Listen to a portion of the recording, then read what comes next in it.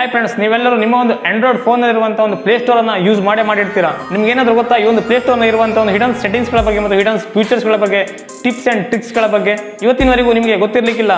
ನೀವು ಹೇಳ್ಬೋದು ಅಂತದೇನುಂಟು ಇದರಲ್ಲಿ ನಮಗೇನು ಗೊತ್ತಿಲ್ಲ ಅಂತ.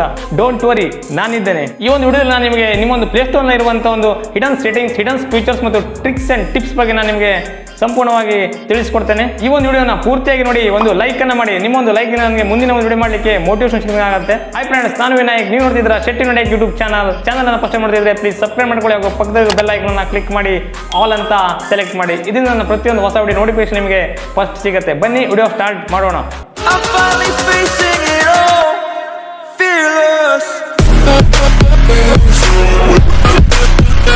ಫ್ರೆಂಡ್ಸ್, ನೀವು ನಿಮ್ಮ ಒಂದು ಪ್ಲೇಸ್ಟೋರ್ನಿಂದ ಯಾವುದಾದ್ರೂ ಒಂದು ಅಪ್ಲಿಕೇಶನ್ ನೀವು ಡೌನ್ಲೋಡ್ ಮಾಡ್ಕೋಬೇಕಂತ ಡೌನ್ಲೋಡ್ ಮಾಡ್ಕೊಳ್ತೀರಾ. ಬಟ್ ನೀವು ಡೌನ್ಲೋಡ್ ಮಾಡ್ಕೊಂಡಾದ್ಮೇಲೆ ನಿಮ್ಗೆ ಅನ್ಸುತ್ತೆ ಈ ಒಂದು ಅಪ್ಲಿಕೇಶನ್ ನಮಗೆ ಯೂಸ್ ಇಲ್ಲ, ಈ ಒಂದು ಅಪ್ಲಿಕೇಶನ್ ನಾವು ಡೌನ್ಲೋಡ್ ಮಾಡ್ಕೊಳ್ಬಾರ್ದಿತ್ತು ಅಂತ. ಡೌನ್ಲೋಡ್ ಮಾಡಿದಂಥ ಟೈಮು ವೇಸ್ಟು, ಡೌನ್ಲೋಡ್ ಮಾಡಿದಂಥ ಡಾಟಾ ಕೂಡ ವೇಸ್ಟ್. ನೀವು ಅನ್ಕೊಳ್ಬೋದು ಪ್ಲೇಸ್ಟೋರಿಂದ ನಮಗೆ ಈ ಥರ ಒಂದು ಆಪ್ಷನ್ ಬಂದರೆ ನಮಗೆ ಒಳ್ಳೇದಾಗಿತ್ತು ಅಂತ. ಏನು ಆಪ್ಷನ್ ಅಂದರೆ, ನಾವು ಪ್ಲೇಸ್ಟೋರಿಂದ ಯಾವುದೋ ಒಂದು ಅಪ್ಲಿಕೇಶನ್ ಡೌನ್ಲೋಡ್ ಮಾಡೋಕ್ಕಿಂತ ಮುಂಚೆ ಆ ಒಂದು ಅಪ್ಲಿಕೇಶನ್ ನಮಗೆ ರಿವ್ಯೂ ಮಾಡೋದು. ಅಂದರೆ ಆ ಒಂದು ಅಪ್ಲಿಕೇಶನ್ ನಾವು ಇನ್ಸ್ಟಾಲ್ ಮಾಡ್ದೇನೆ ಪ್ಲೇಸ್ಟೋರ್ನಲ್ಲಿ ಅದನ್ನು ಯೂಸ್ ಮಾಡಿ ನೋಡಿ ನಮಗೆ ಇಷ್ಟ ಇದ್ರೆ ಮಾತ್ರ ನಾವು ಡೌನ್ಲೋಡ್ ಮಾಡ್ಕೊಳ್ಬೇಕು. ಆ ಥರ ಏನು ಆಪ್ಷನ್ ಬಂದರೆ ತುಂಬ ಒಳ್ಳೇದಾಗಿತ್ತು ಅಂತ ನೀವು ಅಂದ್ಕೊಂಡಿರ್ಬೋದು. ನೀವು ಅಂದ್ಕೊಂಡಿದ್ದು ಕರೆಕ್ಟ್ ಇದೆ. ಈ ಥರ ಒಂದು ಫೀಚರ್ ಕೂಡ ಪ್ಲೇಸ್ಟೋರ್ನಲ್ಲಿ ಬಂದು ತುಂಬ ದಿನ ಆಯಿತು. ಈ ಒಂದು ಫೀಚರ್ ಬಗ್ಗೆ ಯಾರಿಗೂ ಹೆಚ್ಚಾಗಿ ಗೊತ್ತಿಲ್ಲ, ಯಾಕಂದರೆ ಇದೊಂದು ಪ್ಲೇಸ್ಟೋರ್ನಲ್ಲಿ ಹಿಡನ್ ಫೀಚರ್ಸ್ ಆಗಿದೆ. ಈ ಒಂದು ಫೀಚರ್ ಗೂಗಲ್ ಪ್ಲೇ ಇನ್ಸ್ಟೆಂಟ್ ಅಂತ. ಈ ಒಂದು ಫೀಚರನ್ನು ಎನೇಬಲ್ ಮಾಡೋದಾಗೆ ಅಂತ ಹೇಳಿದ್ರೆ, ನೀವು ನಿಮ್ಮ ಒಂದು ಪ್ಲೇಸ್ಟೋರನ್ನು ಓಪನ್ ಮಾಡಬೇಕು. ಓಪನ್ ಮಾಡಿದ ನಂತರ ನಿಮಗೆ ಇಲ್ಲಿ ಕೆಳಗಡೆ ಸೆಟ್ಟಿಂಗ್ ಅಂತ ಒಂದು ಆಪ್ಷನ್ ಇದೆ ನೋಡಿ. ಸೆಟ್ಟಿಂಗ್ ಮೇಲೆ ಕ್ಲಿಕ್ ಮಾಡಬೇಕಾಗುತ್ತೆ. ನನ್ನ ಜನರಲ್ ಮೇಲೆ ಕ್ಲಿಕ್ ಮಾಡಬೇಕಾಗುತ್ತೆ. ನಂತರ ನೀವು ಇಲ್ಲಿ ನೋಡ್ಬೋದು ಗೂಗಲ್ ಪ್ಲೇ ಇನ್ಸ್ಟೆಂಟ್ ಅಂತ ಒಂದು ಆಪ್ಷನ್ ಇದೆ. ಈ ಒಂದು ಆಪ್ಷನ್ ಅನ್ನು ನೀವು ಇಲ್ಲಿ ಎನೇಬಲ್ ಮಾಡಬೇಕಾಗತ್ತೆ. ಇದನ್ನು ಎನೇಬಲ್ ಮಾಡಿದ ನಂತರ ನಿಮ್ಮ ಒಂದು ಫೋನನ್ನು ಒಂದ್ಸಲ ರೀಸ್ಟಾರ್ಟ್ ಮಾಡಬೇಕಾಗತ್ತೆ. ಮೊಬೈಲನ್ನು ರೀಸ್ಟಾರ್ಟ್ ಮಾಡಿದ್ಮೇಲೆ ಮತ್ತೆ ನೀವು ಪ್ಲೇಸ್ಟೋರನ್ನು ಆನ್ ಮಾಡಬೇಕಾಗತ್ತೆ. ಪ್ಲೇಸ್ಟೋರನ್ನು ಆನ್ ಮಾಡಿ ಎಕ್ಸಾಂಪಲ್ ಯಾವುದಾದ್ರು ಒಂದು ಗೇಮನ್ನು ಸರ್ಚ್ ಮಾಡಿ. ಗೇಮನ್ನು ಸರ್ಚ್ ಮಾಡಿದ ನಂತರ ನೀವು ನೋಡ್ಬೋದು ಇನ್ಸ್ಟಾಲ್ ಮಾಡಿದೇನೆ ಪಕ್ಕದಲ್ಲಿ ಒಂದು ಟ್ರೈನು ಅಂತ ಒಂದು ಆಪ್ಷನ್ ಇದೆ. ಈ ಒಂದು ಟ್ರೈನು ಮೇಲೆ ಕ್ಲಿಕ್ ಮಾಡಬೇಕಾಗತ್ತೆ. ನೀವು ಇಲ್ಲಿ ಗೇಮನ್ನು ಪ್ಲೇ ಮಾಡಿ ನೋಡ್ಬೋದು.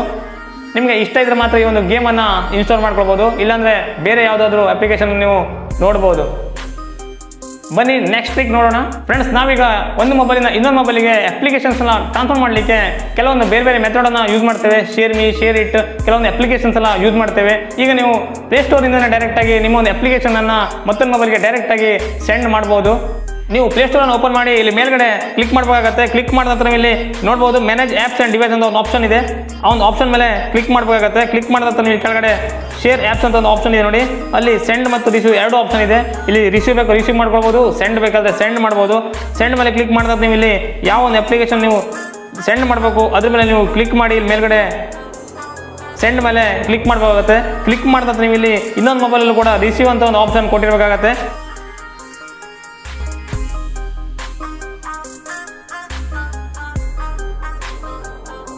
ಡೈರೆಕ್ಟಾಗಿ ಅಲ್ಲೊಂದು ಕೋಡ್ ಬರುತ್ತೆ. ಆ ಒಂದು ಕೋಡನ್ನು ಅಕ್ಸೆಪ್ಟ್ ಮಾಡಬೇಕಾಗತ್ತೆ. ಮಾಡಿದಂತ ನೀವು ಇಲ್ಲಿ ಈ ಒಂದು ಆ್ಯಪ್ ಈಸಿಯಾಗಿ ಟ್ರಾನ್ಸ್ಫರ್ ಆಗುತ್ತೆ. ಬನ್ನಿ ನೆಕ್ಸ್ಟ್ ಟ್ರಿಕ್ಕನ್ನು ನೋಡೋಣ.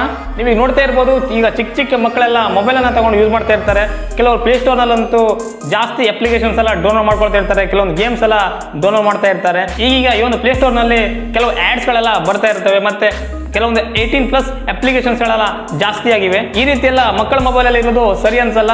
ಸೊ ಇದನ್ನ ಹೇಗೆ ನೀವು ಸ್ಟಾಪ್ ಮಾಡ್ಬೋದು, ಇದಕ್ಕೂ ಒಂದು ಸೆಟ್ಟಿಂಗ್ಸ್ ಇದೆ ಪ್ಲೇಸ್ಟೋರ್ನಲ್ಲಿ, ಪೇರೆಂಟ್ಸ್ ಕಂಟ್ರೋಲ್ ಅಂತ. ಸೊ ಈ ಒಂದು ಸೆಟ್ಟಿಂಗನ್ನು ನೀವು ನೋಡ್ಬೇಕಂದ್ರೆ ನೀವು ನಿಮ್ಮ ಒಂದು ಪ್ಲೇಸ್ಟೋರನ್ನು ಓಪನ್ ಮಾಡಬೇಕಾಗುತ್ತೆ. ಓಪನ್ ಮಾಡಿದ ನಂತರ ಮೇಲ್ಗಡೆ ಕ್ಲಿಕ್ ಮಾಡಿ ಇಲ್ಲಿ ಸೆಟ್ಟಿಂಗ್ ಮೇಲೆ ಕ್ಲಿಕ್ ಮಾಡಬೇಕಾಗುತ್ತೆ. ಸೆಟ್ಟಿಂಗ್ ಮೇಲೆ ಕ್ಲಿಕ್ ಮಾಡಿದ ನಂತರ ನಿಮಗೆ ಇಲ್ಲಿ ಫೆಮಿಲಿ ಅಂತ ಒಂದು ಆಪ್ಷನ್ ಇದೆ ನೋಡಿ. ಈ ಒಂದು ಫೆಮಿಲಿ ಮೇಲೆ ಕ್ಲಿಕ್ ಮಾಡಬೇಕಾಗುತ್ತೆ. ಕ್ಲಿಕ್ ಮಾಡಿದ ನೀವು ನೋಡ್ಬೋದು ಇಲ್ಲಿ ಪೇರೆಂಟ್ಸ್ ಕಂಟ್ರೋಲ್ ಅಂತ ಇದೆ ನೋಡಿ. ಇದ್ರ ಮೇಲೆ ನೀವು ಕ್ಲಿಕ್ ಮಾಡಬೇಕಾಗುತ್ತೆ. ಕ್ಲಿಕ್ ಮಾಡಿ ನೀವು ಇಲ್ಲಿ ಅನೇಬಲ್ ಮಾಡಬೇಕಾಗತ್ತೆ. ಅನೇಬಲ್ ಮಾಡಬೇಕಾದ್ರೆ ನಿಮಗೆ ಇಲ್ಲಿ ಒಂದು ಕ್ರಿಯೇಟ್ ಕಾಂಟೆಂಟ್ ಪಿನ್ ನಂಬರನ್ನು ಕೇಳ್ತಾ ಇದೆ. ಇಲ್ಲಿ ನೀವು ಪಿನ್ ನಂಬರನ್ನು ಹಾಕಬೇಕಾಗತ್ತೆ. ನೀವು ಯಾವ ಒಂದು ಪಿನ್ ನಂಬರ್ ಹಾಕಿದ್ದೀರಾ ಅದು ನಿಮಗೆ ಮಾತ್ರ ಗೊತ್ತಿರಬೇಕಾಗತ್ತೆ. ನಿಮ್ಮ ಒಂದು ಮಕ್ಕಳಿಗೆ ಇದನ್ನು ಹೇಳಬಾರ್ದು. ಇಲ್ಲಿ ನೀವು ಪಿನ್ ಹಾಕಿದ ಮೇಲೆ ಇಲ್ಲಿ ಆ್ಯಪ್ಸ್ ಮತ್ತು ಗೇಮ್ಸ್ ಮೇಲೆ ಕ್ಲಿಕ್ ಮಾಡಬೇಕಾಗತ್ತೆ. ಕ್ಲಿಕ್ ಮಾಡಿದ ನಂತರ ಇಲ್ಲಿ ನೋಡ್ಬೋದು ಇಲ್ಲಿ ರೇಟಿಂಗ್ಸನ್ನು ನೀವು ಕೊಡಬೇಕಾಗತ್ತೆ. ಇಲ್ಲಿ 12+, 16+, 18+ ಅಂತ ಆಪ್ಷನ್ ಇದೆ. ಇಲ್ಲಿ ರೇಟಿಂಗ್ಸನ್ನು ನೀವು ಕೊಟ್ಟು ಇಲ್ಲಿ ಸೇವ್ ಮಾಡಬೇಕಾಗತ್ತೆ. ನೀವು ಇಲ್ಲಿ ರೇಟಿಂಗನ್ನು ಕೊಟ್ಟ ಮೇಲೆ ನಿಮಗೆ ಅದಕ್ಕೆ ಸಂಬಂಧಪಟ್ಟಂತೆ ಅಲ್ಲಿ ಪ್ಲೇಸ್ಟೋರ್ನಲ್ಲಿ ಅಪ್ಲಿಕೇಶನ್ಸ್ಗಳು ಶೋ ಆಗ್ತಾ ಇರ್ತವೆ. ಬನ್ನಿ ನೆಕ್ಸ್ಟ್ ಟ್ರಿಕ್ ನೋಡೋಣ. ಇದೊಂದು ಸ್ಮಾಲ್ ಟಿಪ್ ಬಟ್ ತುಂಬ ಯೂಸ್ಫುಲ್ ಆಗಿದೆ. ನಿಮಗೆ ಪ್ಲೇಸ್ಟೋರ್ನಿಂದ ನೋಟಿಫಿಕೇಶನ್ ಬರ್ತಾ ಇರ್ತವೆ. ಆ ಅಪ್ಲಿಕೇಶನ್ ಅಪ್ಡೇಟ್ ಮಾಡಿ, ಈ ಅಪ್ಲಿಕೇಶನ್ ಅಪ್ಡೇಟ್ ಮಾಡಿ ಅಂತ ನೋಟಿಫಿಕೇಶನ್ಗಳು ಬರ್ತಾ ಇರ್ತವೆ. ನೀವು ಈ ಒಂದು ನೋಟಿಫಿಕೇಶನ್ ಬರೋದನ್ನು ಆಫ್ ಮಾಡ್ಬೇಕಂತ ಹೇಳಿದ್ರೆ ನೀವು ನಿಮ್ಮ ಒಂದು ಪ್ಲೇಸ್ಟೋರನ್ನು ಓಪನ್ ಮಾಡಿ ಇಲ್ಲಿ ಮೇಲ್ಗಡೆ ಕ್ಲಿಕ್ ಮಾಡಿ ಸೆಟ್ಟಿಂಗ್ ಅನ್ನು ಓಪನ್ ಮಾಡಿಬಿಟ್ಟು ಇಲ್ಲಿ ಜನರಲ್ ಮೇಲೆ ಕ್ಲಿಕ್ ಮಾಡಬೇಕಾಗುತ್ತೆ. ಜನರಲ್ ಮೇಲೆ ಕ್ಲಿಕ್ ಮಾಡಿದಾಗ ನಿಮಗೆ ನೋಟಿಫಿಕೇಶನ್ ಅಂತ ಒಂದು ಆಪ್ಷನ್ ಬಂದಿದೆ ನೋಡಿ. ಇವು ನೋಟಿಫಿಕೇಶನ್ ಮೇಲೆ ಕ್ಲಿಕ್ ಮಾಡಿ ಇಲ್ಲಿ ನೀವು ಇದನ್ನು ನೋಟಿಫಿಕೇಶನ್ ಬರೋದನ್ನು ಆಫ್ ಮಾಡ್ಬೋದು. ಇಲ್ಲಿ